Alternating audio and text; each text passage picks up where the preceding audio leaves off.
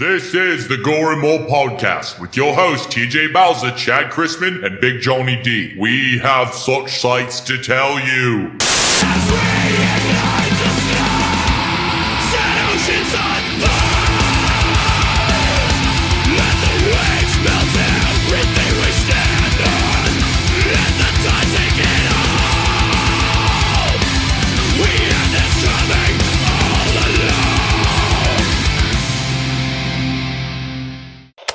What's up, everybody, and welcome to the Gore N More podcast. This is your host with the most, TJ Bowser, and joining me as always, your Dark Lord and Savior, Chad Chrisman. What's up, bitches? So today is July 15th, 2019, and we got a good one for you today. But before we get to that, let's talk about each other's weeks. Chad, how was it? It wasn't too bad. I mean, I had work like usual, of course.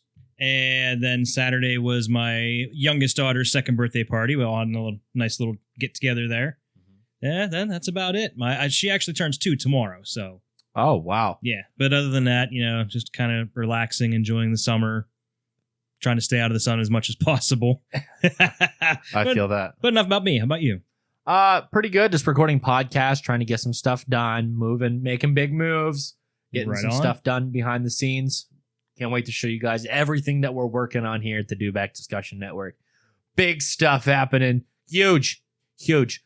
It's huge. So, enough of the border wall. Let's talk about, our sponsors. Let's play a message from our sponsors.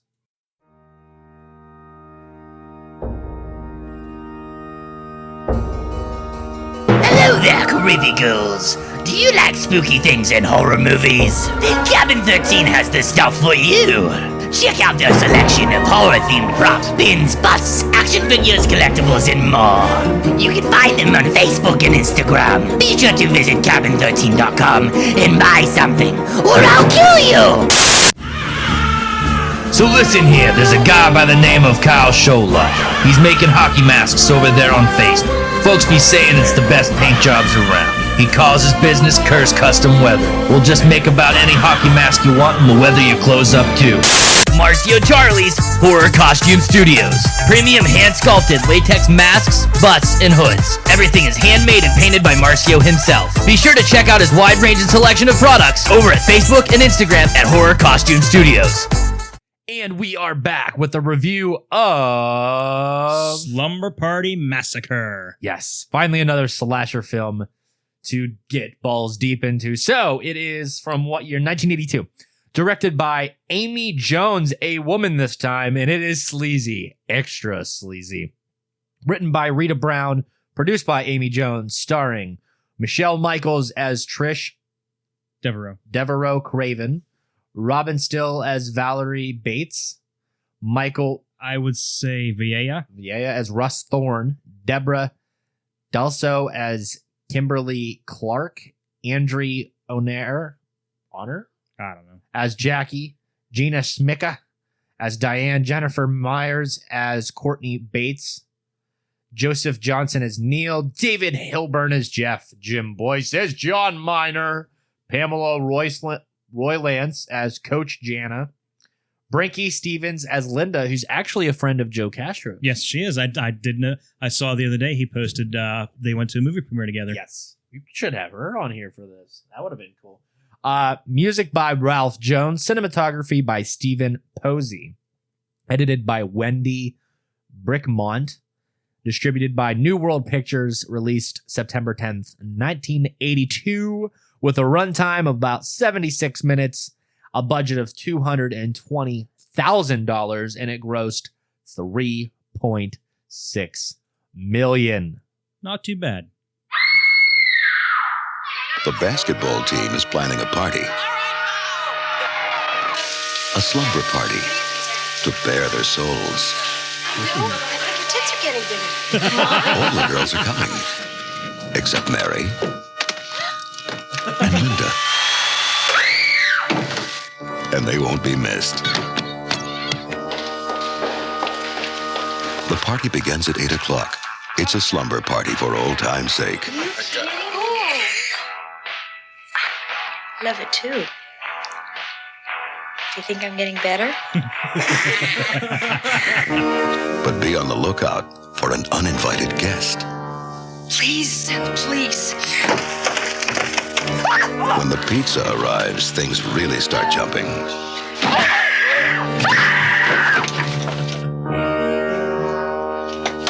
Some people may have to leave early,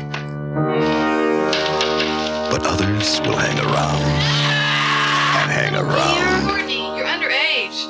Negative. Come on, let's go. You're not gonna eat the dead guy's pizza. I feel better already. Really, I do. But for those who stay, there'll be plenty of surprises and non-stop action.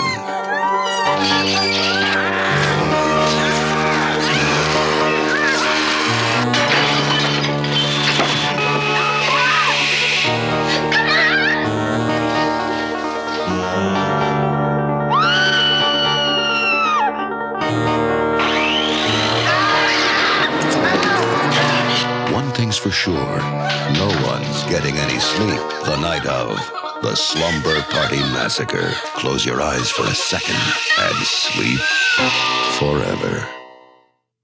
Wow. All right, then. What a trailer for what a hell of a movie at that. It was something else.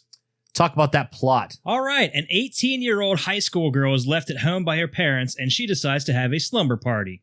There is friction between some of the invited guests and the new girl, who's better at basketball than they are, so the new girl decides to stay at home, which is conveniently across the street from the host's house. Huh. Meanwhile, a murderer of 5 people with a propensity for power tools has escaped and is at large and eventually makes his way to the party, where the guests begin experiencing an attrition problem with only the new girl to help them. Wow. Yeah. What an excellent film. Slasher gold post Friday the 13th. Great. Oh, it's such a unique weapon. The killer's so scary, I would say. He's more realistic. He's just a guy. I'd like to know how that drill has so much power and is so mobile, but that's a question for another day, I guess. Do you have any information on that, Chad? On the drill, I do not. Okay. There are 2 sequels. They are the second one I've watched, and it's pretty damn good. The killer in that one's even cooler than this. But again, another day. Chad, what do you got to say, man? Well, I'd say it started off with a hell of a bang.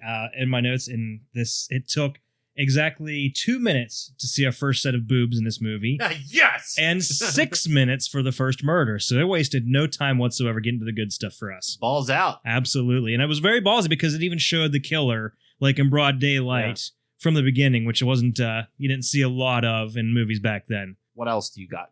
I've got a lot. And by the way, since you mentioned the sequels, I'll bring this up. I was going to bring this up later on. But this was the first horror franchise to have each film directed by a woman. No shit. Yeah. Just an interesting little tidbit. And this was actually written by a feminist. No shit. Yeah. Rita Mae Brown is a noted feminist. She wrote this actually as a parody of the slasher genre. And the production studio decided instead they wanted to make it a more serious movie, which was against her wishes. It was originally supposed to be called, it was originally supposed to be called Sleepless Nights. And then it had another title. But yeah, it was originally not supposed to be taken seriously. Okay.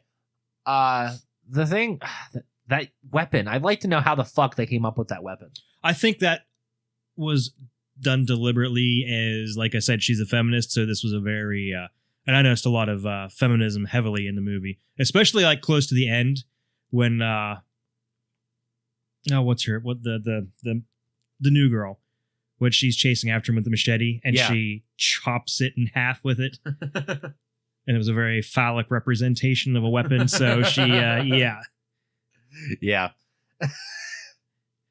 Some of the kills in this movie as well. It was that one guy.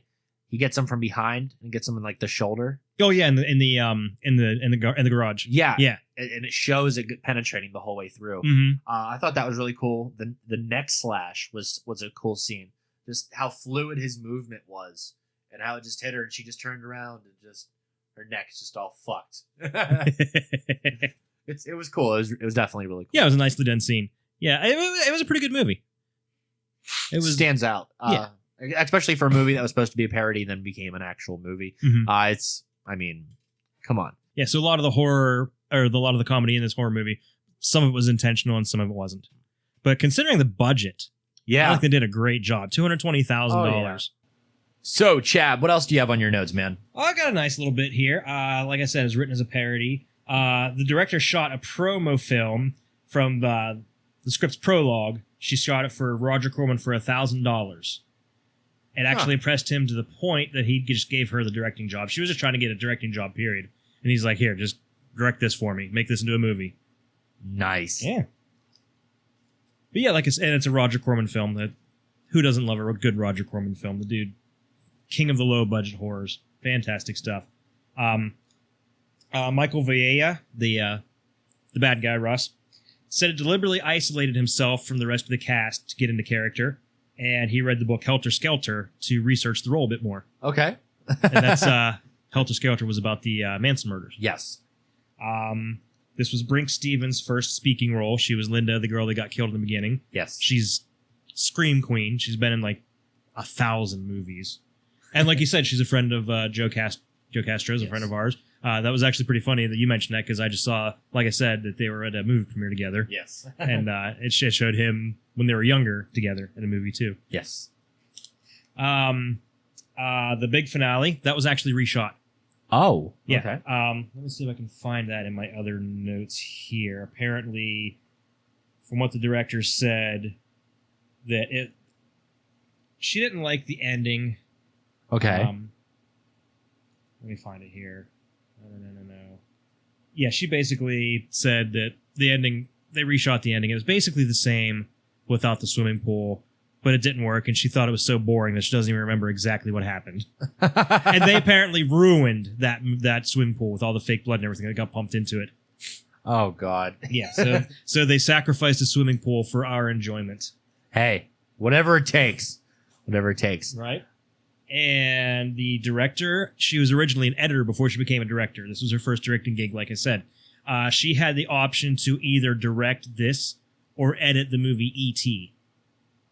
And she turned E.T. down to make her first directorial debut, which is pretty cool. I mean, everybody knows E.T. It's one of the biggest movies of all time. Yeah. So she was originally supposed to edit that, turned it down, took this, and apparently during their first test screening, from what she said, the audience was just hollering and loving it, and talking along with the movie, just enjoying it, having a blast. She turned to Roger Corman and she said, "Roger, my God, what have we done?" And he said, "We just had the best preview in New World history." That's awesome. So yeah, Roger Corman, apparently that was one of his better movies. Like I said, it was one of the first, it was the first film franchise directed solely by women. Yes. Which is, just really, it doesn't really seem like a big deal then, but looking back now, Oh, yeah. especially the whole Me Too, Yes. post Me Too era, it's a pretty big thing. Douche of... you have any more? One more. Okay. This is actually kind of funny. The Deborah DeLiso, the girl that got stabbed. Yes.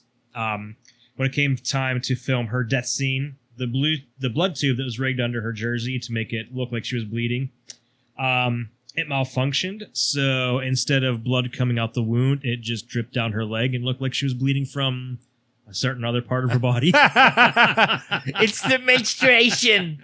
God, that's crazy. Yeah, kind of like Violet's original death in Friday the 13th, Yes. Part 5. Yes. It would have been stabbed in the crotch and looked a little bit different. Speaking of vaginas, douche of the movie, who stunk it up? The only really douche of the movie was the killer. Yeah, really. Ruining the party, man. Yeah, that was about it. Because the girls didn't like the girl having the slumber party. She wasn't really the bitch that you'd expect from one of these type of movies. No, not at all. And I was actually surprised that she survived. Oh, really? Yeah, I thought she would have been like one of the last ones to get killed, almost make it, but not quite. Yes. And she survived. That was a big... This scene got to me. Since Big John's not here, I'm going to make this my question. Okay. There was a scene. It showed, I think, the basketball coach. She was making a quesadilla or something and dropped a glass of wine because she heard a noise. And so she picked up a piece of glass and was going to see what it was. And that scene just like went nowhere. Do you remember the scene I'm talking about? Was that the gym teacher, or was that a different person entirely? I think I wasn't hardcore paying attention because I've seen the movie so many times this morning. But I do remember that scene. There was a lot of scenes in this movie that just kind of like, you think there would be tension there. Kind of like the garbage scene when they first knock it over. Yeah. Like she goes, it's really slow, and she's all out there alone, and they make it a thing for her to be out there alone. She goes out, nothing happens. She puts the brick out. Then she goes out again and then replaces it again. It's like a lot of this movie like puts places where there would be tension, where there would be maybe a spot for a kill, and then just moves on. Yeah. Yeah, that kind of annoyed me. Maybe that was trying to just build up a little tension so that when it really gets you, Yeah, make you jump even more. with the drill. Right. And I think, looking back, it could also be argued that the douche in the movie could be the neighbor, just because he kind of creeped into the house just to check on the girl. Yeah. That could be kind of douchey, but I think it was more of like an innocent douchey thing. Okay. I got a couple notes here before we move on to the questions. Courtney is a fucking weirdo and is extremely mean. The little sister. I don't know that she was extremely mean. She was just, that whole early teenage hormonal. I got a kick out of the scene of her looking through a Playgirl magazine. Yes. Like, what the fuck? Well, like I said, it's the whole feminist thing. So, there's always movies where guys are looking through porn. So I figure, what the hell? Have a girl looking through porn. Girls like that sort of thing, too. Brinky Steven does amazing as Linda in this film. The scene with phone, whenever the killer cuts the phone line, that's so realistic and scary as fuck. A dude just staring into your window. Right. And he's just looking, and all you hear is click. And then you're gone. Cut off from the outside world. Like, what the fuck? That was one of the most effective scenes. Yeah, I don't know why they don't have that added into more horror movies where the killer just cuts the phone line. Yeah, and they show it. Yeah, like in was it part 4 where Jason just rips the phone box off the cabin? Yeah, I think. The drill through the back kill I brought up earlier. Valerie is a death bitch. She does not need to have her fucking TV that loud. That was pretty annoying too. Why? She's sitting there watching a horror movie, and the guy's like banging on the door, and she can hear it. Yes. She just kind of looks over. She's like, eh. That stabbing scene right after that is really fucking intense. Mhm. Like, it's maniac level intense. Yes. It's shot in a really cool way, and it actually shows him connecting blows, which doesn't happen very often. That trunk is fucking huge. He fit 4 bodies into and he it. counted. Yeah, he did. He's like, 1, 2, 3, 4. Shit. And then it shows the dude crawling. I love the part where he's sitting there fitting 4 bodies in the trunk. I was gonna make note of that too. That was great. Even after that ridiculous fucking scene with the pizza guy, what's her name that we determined her name was? Jackie. Jackie, yeah. Sits down next to the fucking dead body, opens up the pizza and starts eating. She gives no fucks whatsoever. But the pizza was probably warmer than his body. Because they touched him, was like, oh, he's so cold. Oh, I want pizza. So, Chad, what's some of your questions? Okay, let's get into our questions here. Hold on 1 second. So, favorite kill? I'd have to say the stabbing scene because of how intense it is. Okay. Yeah, I can see that. I think my favorite kill actually was when they killed the bad guy, Russ, at the end. Because that was pretty brutal. Yeah. Because she first cuts his drill blade, then she guts him, cuts his hand off, then he falls into the pool, jumps back out, jumps at them, and like she freaking impales him with the machete. That's kind of like the Mutilator movie. Like they have the guy cut in half and he still is fucking like hacking and slashing people. Like It's pretty insane. It just keeps going. Okay, so that brings us to the best scene. Okay. That scene whenever they're all like creeping together with the knives. Yeah, that killed me. There's the comedy coming through. That was like some kind of Scooby-Doo thing right there. I loved it. I think that's just so funny. Actually, and don't take this the wrong way, but I think my favorite scene was the shower scene at the beginning. Okay. Just because they were talking. Oh, are my tits getting bigger? It's absolutely ridiculous. But it was total locker room talk. It just it was very realistic. I know the realistic conversation that people would have. But a lot of people can't understand the difference between locker room talk and harassment these days. Exactly. Did the opening scene? Oh, what would hook you in? Yes. Yeah. That's yeah. For me, yeah. Starts right off the bat with some boobies and kills. Yeah, it did. Like I said, 2 minutes in, we saw our first rack. Yeah. Not bad. And it was the I don't know. I guess you'd call her a main character. She was in it more than was her name Valerie? Valerie. Yeah. But yeah, I would say it did.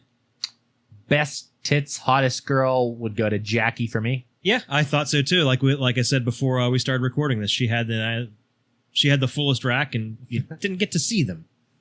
Did the score set the mood? Yeah, it's traditional 80s fare. Oh, that I actually accidentally skipped over that in my notes. That was the very first thing. The entire score was done on a Casio synthesizer. No shit. Yeah. So I'd say, from considering what they worked with, I'd say they did a good job. Yeah, for sure. Best song really didn't have. No, now, if this was the sequels, now we could talk about that stuff. But no best song for us. Favorite character? Ooh, that's a good one. The Killer, man. So original. What about you, Chad? Yeah, I guess I can go along with that. And how creepy was it when he's going after the one girl and he's like, "Yeah, you want this, don't you?" Oh my god! I think that was very kind of rape-esque. Yes, rapey. Yeah, very it was rapey. a very rapey scene, and I think it was intended to be that way too. Not Glazer rapey, but No, not Glazer rapey. Not what's his face from The Wraith. Yeah, I know you're talking about now. Oh shit, that guy was horrible. Was it scary? It wasn't scary. Maybe back then it could have been in spots, but it's darker in tone than other slasher films. Yeah, I agree. I mean, it's believably scary. It's not like a supernatural killer. This is just a guy running around who previously murdered 5 people, just showing up and killing more people. That's more believable than, say, Freddy Krueger. So I guess in a way it's scary, but not by today's standards. Mm-hmm. Which brings us around to, does it hold up today? Yes, I feel like it stands as a tried and true, proud film in the slasher genre post Friday the 13th. Stands out, especially in a very saturated market for the year. Mm-hmm. I mean, generated 2 sequels. The next one's pretty damn good, and I haven't watched the third one, so I can't say much. But that's a Brandon thing. Probably going to release some reviews of those out on the website soon. Mm-hmm. Yeah, I think it does hold up pretty well today. And like I said, especially because there's a lot of feminist imagery. Sorry, I dropped my pen. A lot of feminist imagery, and it really stands out. For sure. Acting good or bad? The acting was great. There was one scene where there's a girl sitting at the table, and like I just felt like it was very realistic. Mm-hmm. Like, you know what I'm talking about? She's alone. She's sitting at the table, and she's just kind of like reacting to the things going on around her. I felt that acting skill there. Yeah, I think it was pretty good, especially like the scene where, like I said, the next door neighbor. It was kind of in there, and the girls are like, "Oh, look, I brought Maui Wowie," and the other girl's like, "No," and he's like, "All right, whatever. Don't smoke too much of that." But yeah, it was pretty good. The cinematography was very unique for what it was. It's not like Night of the Demons crafty type shit. It's very slashery type stuff. Shaky cam, everything. I mean, it's a very Roger Corman film. Yes. Yeah. So if you've seen any of his films, you know what you're getting into. It's here. not bad, but it's also not great. Right. Yes. It does a good enough job. It's on the high end of low budget. There you go. Yeah. So, did you like the premise? Yes, much better than the sequels. Yeah, it was a pretty good premise. I mean, a slasher going after girls at a slumber party. Yeah, I think it's well done. Yeah, it's not like you wouldn't like dream up the killer. Yeah. Yeah, I mean, what's the rating on this bad boy? I'm gonna give it 3. You see, I was going to give it a 3 too. So, yeah, we'll go with 3. 3 out of 5 for Slumber Party Massacre, 1982. Very, very good film. So, like I said, there will be sequel reviews up on the website soon. Mm-hmm. So, we need to do some more interviews soon. You guys want to request any specific ones? Be sure to hit us up on Gmail or on our Facebook page. You can either message me directly or message the Do Back Discussion Network page, and we will get back to you. Send it at our email, dobackdiscussion@gmail.com, if you do so. Let's... Want to talk about any news or anything like that? What, have you gone to see any movies in the theater? I have not. I haven't been to the theater since Endgame. I don't get out much, dude. Okay. Unfortunately, but I plan on sitting down and watching. I'd like to sit down and watch Hellboy soon. Yeah. It just came out on digital. I haven't really read too many of the comics. I'm just familiar with them, with the Ron Perlman movies, like a lot of people. So, it's going to be what it's going to be. But it looks pretty good, and it looks like something that Gore N More might have to talk about at some point. Okay. How about you? I saw Child's Play. I saw Ma. And I want to go see Crawl, something bad. Yeah, that looks good. Child's Play was extremely good. Ma was good. And Crawl looks incredible. It does. Any movie with a giant killer alligator, it's worth my time. Right? Lake Placid all the way, baby. I love Lake Placid. The Betty White stole that movie. Betty my love of Betty White is just limitless. Yes. Also, Steel City Con, August 9th through 11th. Gore N More, Do Back Discussion will be there. We got not all of it, but some of our information for our booth already. We'll be releasing booth number, location, and all that fun jazz. Just to warn you, Saturday morning about 11, meet Chad, John, and probably any other horror-related Do-Back staff will not be at the booth. Probably just be Jared and Spencer. We will be at the Friday the 13th panel. Absolutely. We're not missing that. Hell no. But we will be available anytime after that. That's just 45 minutes of the entire weekend that we will be gone. We will have a full booth, full inventory. And remember that everything sold, all proceeds go to Shriners Children's Hospital, with the donation met by Microsoft and Friday the 13th. Vengeance. Ugh. Also, it has been brought to our attention that I, myself, and Corey Kaufman will be attending the Friday the 13th Vengeance movie premiere. Lucky fuckers. Those guys over there at Vengeance are making this happen for us. We are very, very honored to have this opportunity and can't wait to bring you guys some awesome content from live at Camp Crystal Lake. Motherfucker! It's going to be great fun time with a lot of cool people. Tom McLaughlin, CJ Graham. I think Tom's coming. I don't know. Tom Matthews? No, Tom McLaughlin. Oh. CJ Graham's coming. Jason Brooks. I don't think Jeremy's coming. Peter will be there. Of course, Peter will be there. I will be there. Kaufman will be there. It'll be fun. All the lackeys will be there. It's going to be great. So, anything else, Chad?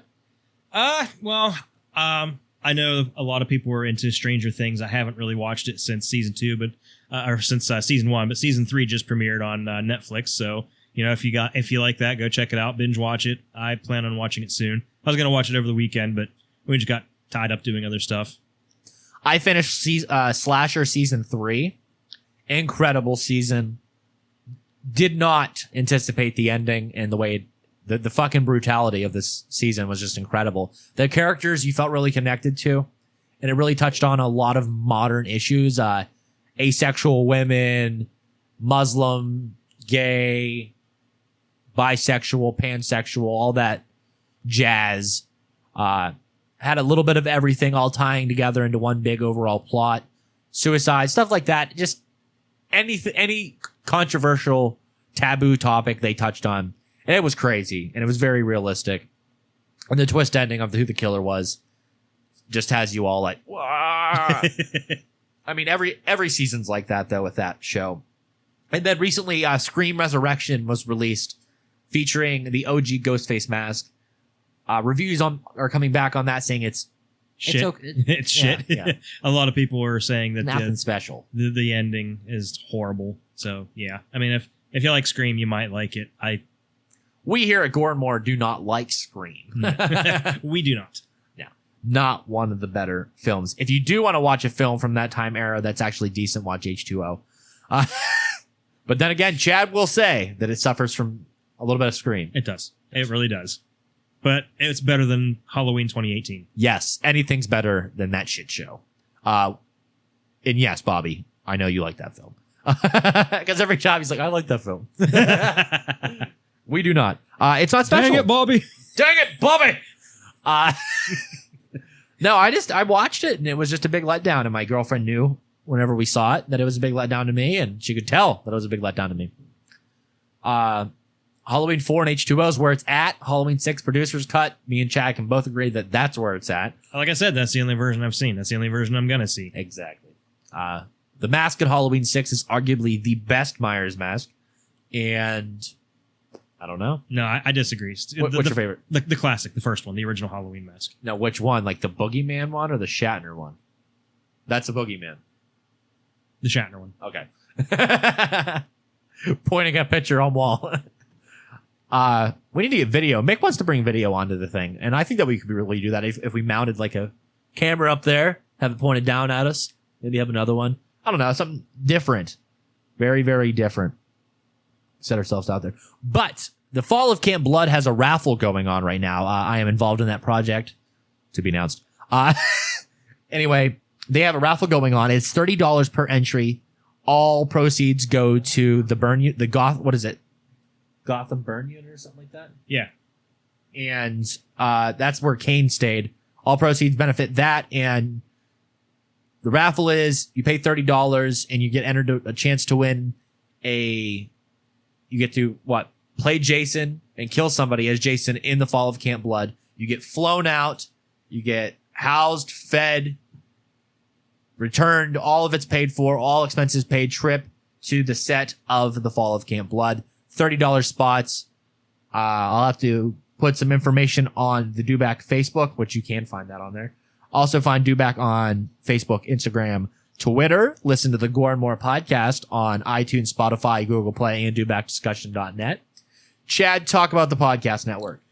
Gore N More podcast is part of the Dewback Discussion Network, where you can find our other great podcasts, such as the Dewback Discussion Podcast, your home for Star Wars news, reviews, and rumors. You can also find the Hall of Heroes podcast, which is your source for all of your comic book news, movies, and information. We also have it's also really good to listen to before you go to bed. It puts you right to sleep. It does. We also have Jerk the Curtain with Corey Kaufman. That is our old school wrestling promos. If you're into the old Attitude Era of WWE, ECW, all that old good stuff. You're going to love it if you love that old classic wrestling stuff. For sure. Good stuff. We have the Rabbit Hole podcast with Mick, which is always a treat to have Mick Strawn on. The guy is... Oh, yeah. He's in a league of his own. He's hilarious. He's next level. He is. You can also find the Wicked Wednesday podcast with Tisa. That is our sister in arms here. She does a fantastic horror podcast. Definitely check that one out. We have... What else am I forgetting here? Dream Warrior Review. Dream Warrior. That's it. Yeah. Kurt and Mick. Yep. That's Mick's other podcast. You should check that one out. That's a good one. That's another horror podcast, but I feel like it has the same dynamic as Rabbit Hole, where, and this was brought up at the last episode, is for Rabbit Hole, it's kind of like a Howard Stern Robin type thing. I kind of let Mick go, and then I interject and keep the show on the right trajectory so he doesn't start fucking going off into Mickland and we get out of the rabbit hole and end up at the fucking Queen's Palace or some shit. You know how it is. It's great opportunity to record with Mick and to have that type of friendship with him. We have a lot of cool stuff coming, guys. A lot of stuff we're working on behind the scenes. A lot of cool people we are working with behind the scenes. More charity stuff to come. Hopefully what Chad and I would like to do is do a live Gore N More event down here in our town. Maybe screen some Vengeance. That'd be cool, especially Riverside. That'd be even better. Mhm. I mean, we can make it happen. But there's a lot more cool and fun stuff to see and expect from Gore N More and the Dewback Discussion Network. But as always, that is your host with the most, TJ Bowser, signing off. And this is your Dark Lord and Savior, Chad Crispin, saying, see ya.